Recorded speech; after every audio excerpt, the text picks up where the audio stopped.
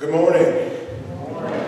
Before I start the sermon, I wanted to send a special thank you to all of the young adults. Last night we had a fantastic time at Dr. Persiceppi's home, where I will be focusing as you all know as the intern, focusing on developing the young adult and youth ministry here.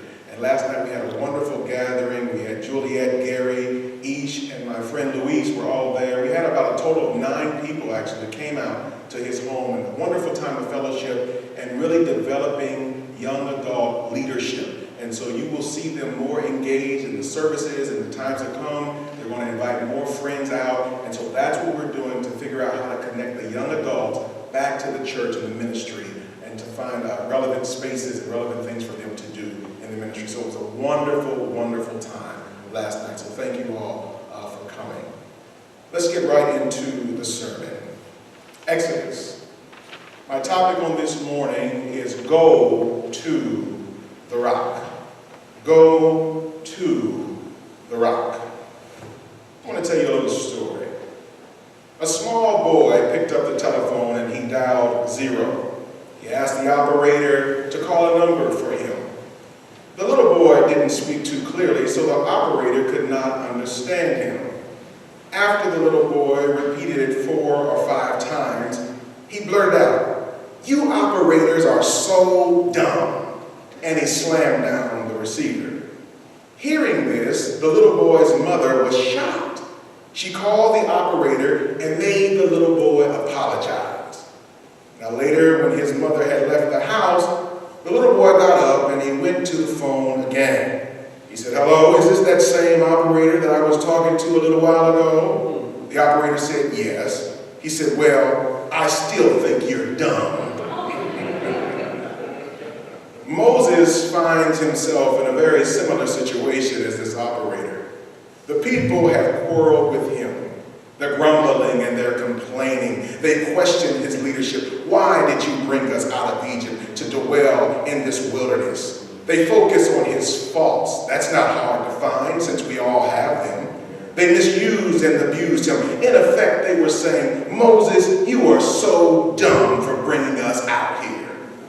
Just like the telephone operator and Moses from our text, many of us have found ourselves in positions of responsibility or authority that have caused us to make decisions that others haven't liked or agreed with.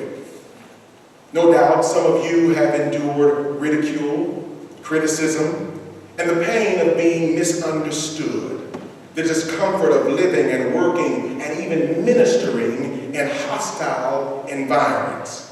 You see, the people in our text were not just thirsty, they were mad. The environment was hostile. They had been in this desert for 6 months with nothing but rocks, sand, and a promise. And to think, they found themselves in this state after following the directions from God. They found themselves in this uncomfortable, inconvenient state after following the directions from God. Family, may we always remember that following God, even into the wilderness, is not a life promised of comfort and convenience. You will not have a life of leisure, sitting in the salon or the drawing room, sipping from fine china. However, it's sometimes hard and risky, filled with uncertainty and frustration when you're following the direction of God. But Moses, he gives us insight. He gives us the perfect example on what to do when you find yourself in a hostile wilderness experience. He gives us the example. 3 things Moses teaches us to do. First, Moses cried unto the Lord. He didn't engage in critical analysis of the situation, searching for meaning and rationale. He cried unto the Lord. He didn't engage in negative self-talk, downing himself and talking about the things that he is deficient in. He cried unto the Lord. He didn't pick up the telephone and call his friends and ask for their opinion about the unfortunate situation. The first thing that Moses did when he found himself in this uncomfortable, hostile environment is he cried unto the Lord. Life Jennings, a rhythm and blues artist, said in a song, "Can't nothing be all that wrong with crying. If anybody says so, they're that strong, they're lying." You see, crying is like taking your soul to the laundromat. It's like the feeling you get when you see your grandmama smile, or the heavens open up and blessings rain down. Go on and cry, child. Cry, cry, cry. The crying is the cathartic experience one could have that would allow you to release the anxiety, the fears, the frustration, the stress, and the doubt. So you cry unto the Lord while casting your cares upon him. Go ahead and cry unto the Lord, because God is near the brokenhearted. Why don't you cry unto the Lord? And remember that weeping may endure for one night, but joy will come in the morning. So go ahead and cry unto the Lord. That's the first thing. Secondly, Moses teaches us that you must maintain the proper attitude. While you are in a hostile environment, you must maintain the proper attitude. You can't just wish that your problems go away and have any type of disposition that you desire. No, you must approach your problems and your hostile wilderness experience with the right mindset. Notice, Moses doesn't get angry. He doesn't put the people down. He doesn't start complaining and grumbling with them. He doesn't question their morality. He doesn't question and respond in the common ways in which people do when they are under fire. He doesn't do what the old philosophy, the old idea rather says, an eye for an eye and a tooth for a tooth. If that's the case, everybody will be blind and we'd be wearing dentures. But he responds differently. No, he maintains the proper attitude by reminding himself to stand still and to see the salvation of the Lord. He maintains the proper attitude by reminding himself that the Lord is a strong tower, and I will run into that place and I will be safe. He reminds himself to maintain a positive attitude, and he remembers that many are the afflictions of the righteous, but God shall deliver us from them all. I'm so glad that God will deliver us from them all. Thirdly, Moses obeyed God.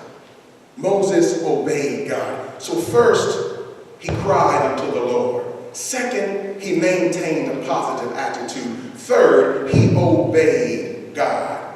What was Moses commanded to do? In the text, it says that God instructed Moses to get his rod, call the elders, and go to the rock. Get your rod. Get the rod. What does that mean? Get the support that you need. The self-support. Your rod is going to hold you up. Get yourself together. Number two, surround yourself. Call on the elders. Surround yourself with a community of people who love you with wisdom, and they will challenge you and they will encourage you. And then number three, go to the rock. Why the rock? What is it about this rock?